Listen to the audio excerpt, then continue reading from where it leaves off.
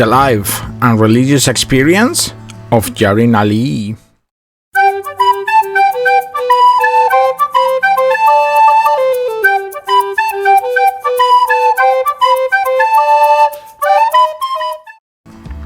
Jarena Lee was born on February 11, 1783 in Cape May, New Jersey, at the southern tip of the state. Her parents were free, but apparently hard-pressed financially. They hired Jarena out as a servant girl at the age of 17, and little else is known of her childhood. In 1804, when she was 21, Jarena Lee was converted to Christianity after a lengthy period of distress concerning her soul's ultimately destiny. 3 weeks after joining Philadelphia's Bethel African Methodist Episcopal Church, she rose spontaneously to her feet one Sunday morning and made a confession unto salvation. 4 years after her conversion, Lee experienced many doubts about her salvation and sometimes felt desperate enough to attempt suicide. Around 1811, Jarena Lee first began to feel a call to preach. In this same year, she became the wife of Joseph Lee, pastor of Black Church at Snow Hill. The later removal to Snow Hill left Lee discontented and often lonely.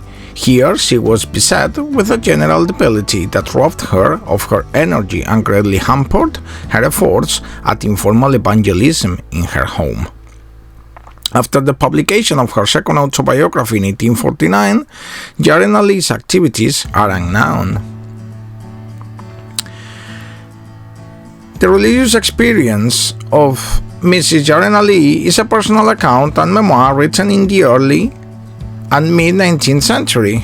The text details the author's spiritual journey and her experiences within the African Methodist Episcopal Church, including her call to preach the gospel.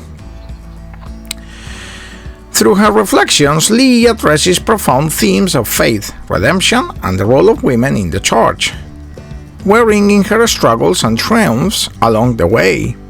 At the start of her memoir, Jarena Lee recounts her early life, including the separation from her parents and her eventual conversion to Christianity.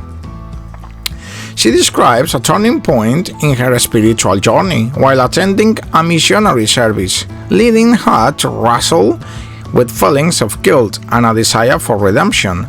Her narrative illustrates the struggles she faced with temptation, her profound moments of realization regarding her faith, and ultimately her call to preach.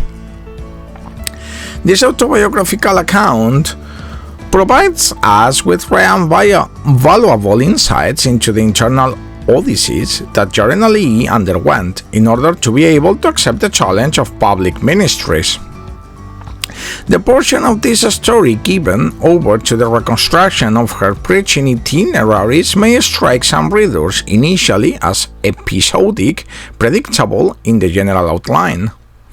The Black spiritual autobiographer, unlike the slave narratives, had to lay the necessary intellectual groundwork by providing that Black people were as much chosen by God for eternal salvation as whites. This autobiography, The Life and Religious Experience of Jarena Lee, launched Black women's autobiography in America with an argument for women's spiritual authority that plainly challenged traditional female roles, as defined in both the free and the slave states, among whites as well as blacks.